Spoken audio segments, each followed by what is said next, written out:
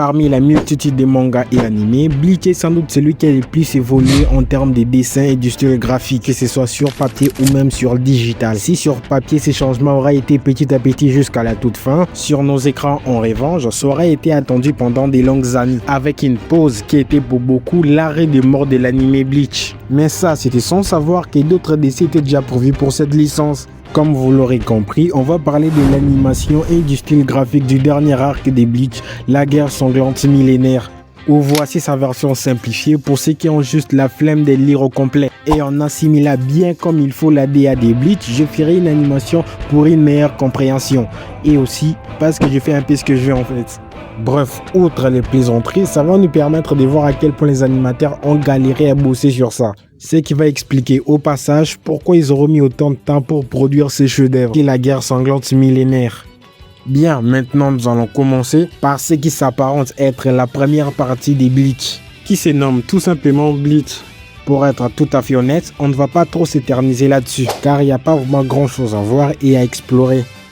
Tout était plutôt basique et était conforme aux animations de l'époque, qui elles n'avaient pas trop d'exigences. En tout cas comparé à ce que c'est devenu aujourd'hui. Et qui dit pas trop d'exigences, dit aussi une animation basique. Une animation qui, par ses caractères, ne se distingue pas vraiment de ses confrères. Ce qui explique rien d'innovant dans la première partie, se contentant d'utiliser les standards de l'époque. Et ne cherchant pas à s'innover. Ce qui fait que de 2004 à 2011, Bleach bénéficiait d'une animation que je considérais comme mid. À l'exception de quelques scènes majeures qui malheureusement se comptent au doigt d'une main. Même lors des attaques, il n'y avait pas vraiment grand chose à voir. Comme on peut le constater ici, ils ajoutaient juste un effet de glow par-dessus les attaques. Pour être honnête, c'était pas vraiment de l'air faute. Et quand je dis ça, ce n'est pas vraiment une critique. L'animation de Bleach en soi n'était pas mauvais. Mais comparé à ce qui arrive, ça c'est bon pour amuser les enfants. Faut s'avouer que tous les éléments étaient déjà posés pour nous conduire au dernier arc. L'arc qui va à jamais rentrer dans l'histoire avec sa direction artistique et son animation tout droit sorti d'un autre monde.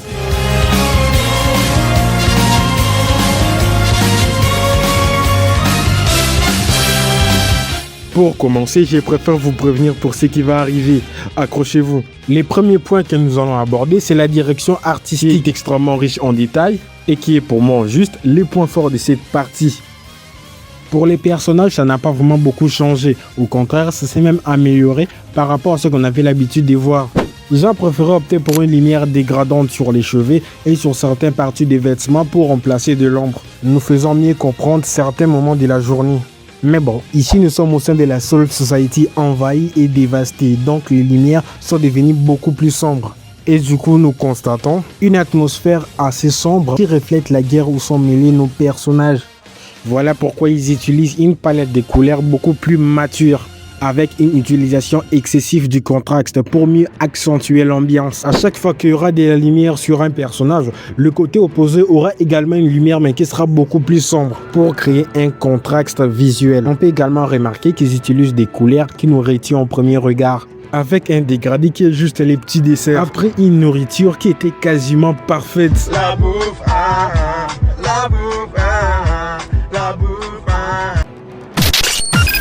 Et donc, ils ont remplacé les teintes classiques par du bleu ou du rouge. Mais là, je vous rassure, ce n'est que les deux principaux qu'ils utilisent plus souvent. Parce que c'est juste les principaux couleurs que peut adopter les ciels.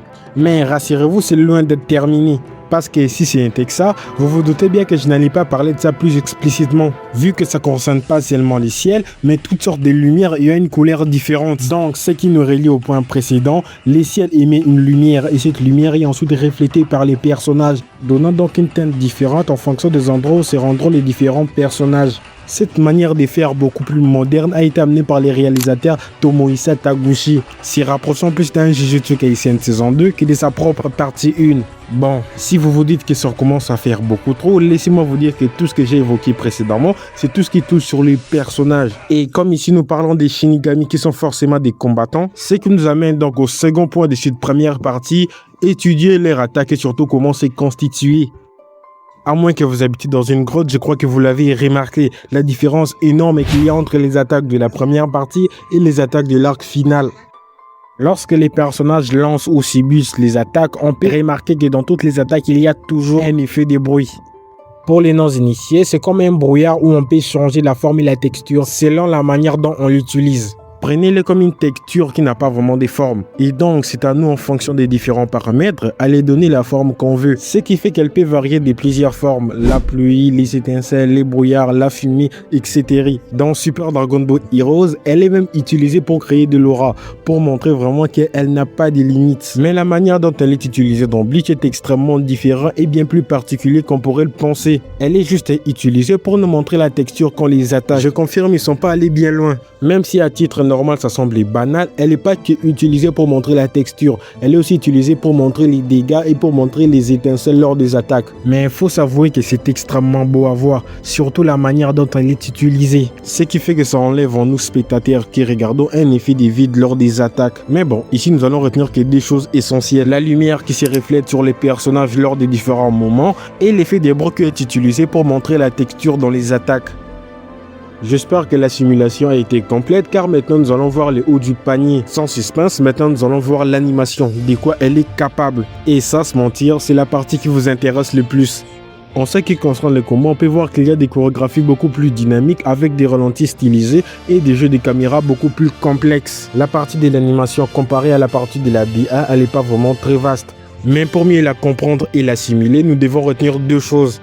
Les ralentis des caméras pour mieux accentuer les moments d'impact comme les freins Sakamoto Days et la liberté qu'a la caméra de faire un 360 degrés quand ça lui chante.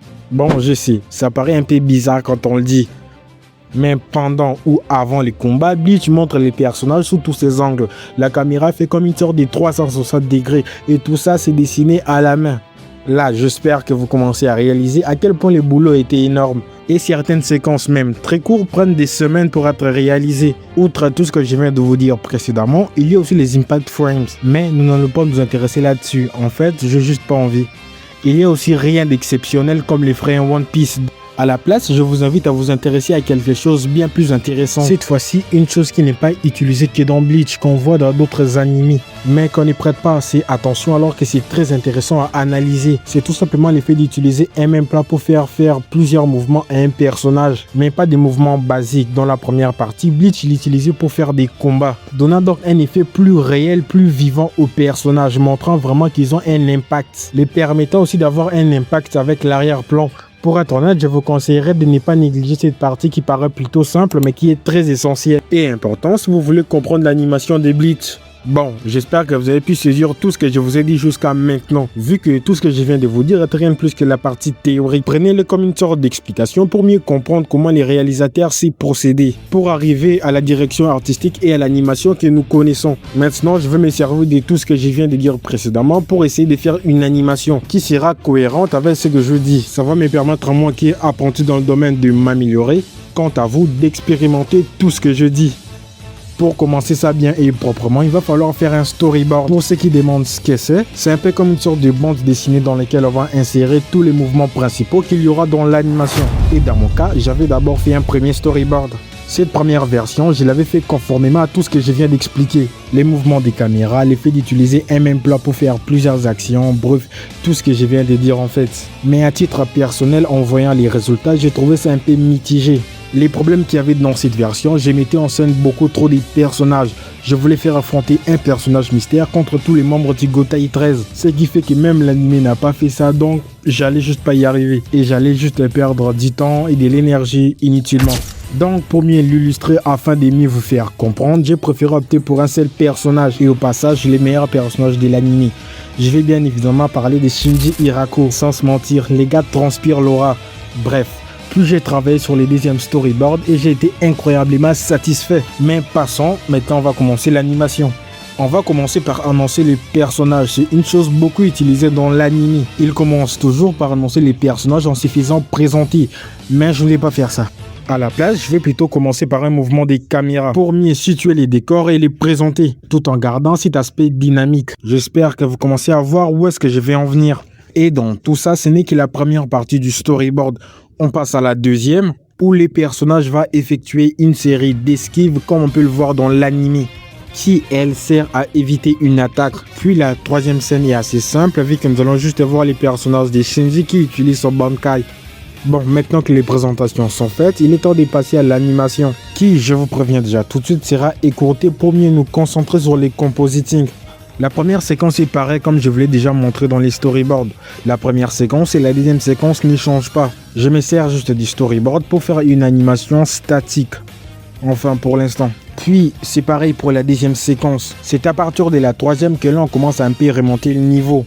Vu que la troisième séquence était un peu complexe, pour mieux le réaliser, je me suis appuyé sur cette scène d'Ichigo au début de l'anime. Je remplaçais votre protagoniste préféré par Shinji. Quand on sort ça, je l'ai remplacé par la main et son attaque par un Zero. Bon, maintenant là, ça ressemble pas vraiment à grand chose, mais attendez à la fin. La quatrième séquence est assez basique, donc je ne vais pas m'intéresser là-dessus. Passons plutôt à la cinquième, qui elle est bien plus intéressante. Pour mieux les réaliser, une fois de plus, je me suis inspiré de cette scène dans Bleach. La manière dont les animateurs avaient géré l'action était pour moi une grande source d'inspiration. Donc en tant qu'apprenti dans le domaine, je me suis plus calé sur ça pour faire en sorte que ça puisse y ressembler. C'était sans doute la scène la plus longue à faire. Et maintenant que c'est fait, on peut passer à la prochaine, qui elle, comparée à la première, est extrêmement basique. Pour cette scène, j'ai juste fait une animation basique que j'animerai plus tard dans les compositing. Puis sans plus tarder, on passe à la dernière, où on voit Hirako Shinji qui utilise son Bankai. Fallait quand même mieux faire sortir cet aspect d'aura. Voilà pourquoi dans cette séquence, je l'ai fait activer son masque de holo, mais qui est d'un côté du visage, parce que nous sommes là qui est pour du flux aura. Passons. Là, je viens de vous expliquer d'une manière très brève toutes les séquences qu'il y aura dans l'animation. Certes, il n'y en a peut-être pas beaucoup, mais je suis tout seul. Donc, fallait faire quelque chose d'assez court pour mieux vous expliquer. Et vous rappeler au passage de vous abonner car des grosses vidéos arrivent sur Jujutsu Kaisen, l'attaque des titans en passant par Dragon Ball. Bref, vous serez servi. Pour les plus courageux qui l'ont fait pour soutenir la chaîne, nous pouvons passer. Maintenant, bienvenue dans l'étape la plus compliquée et stratégique et qui va tout déterminer. J'ai nommé le compositing.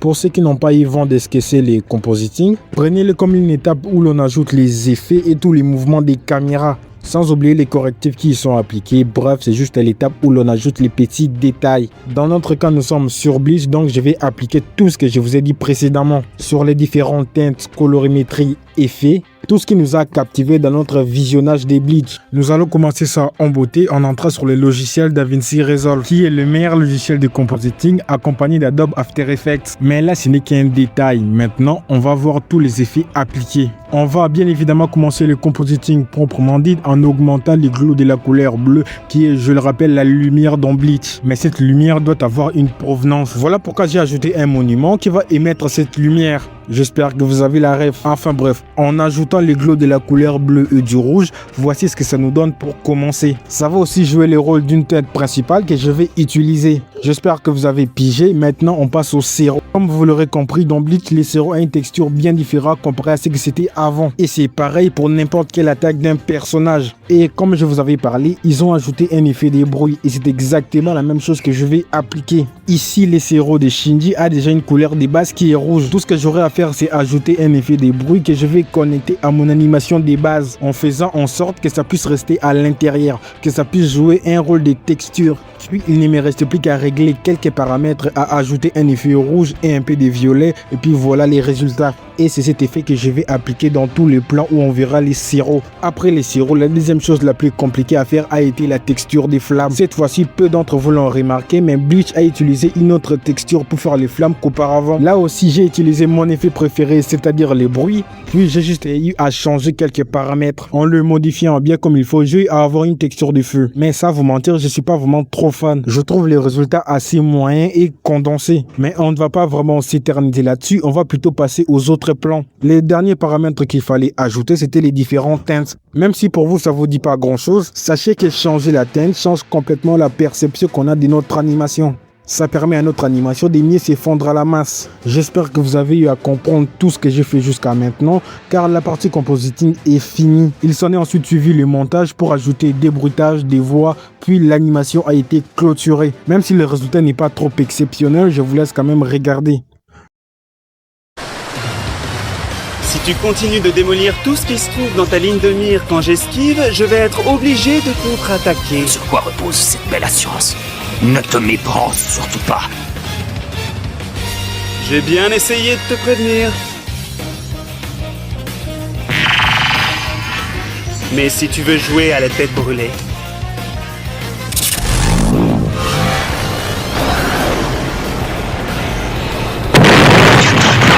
L'embrasement suprême.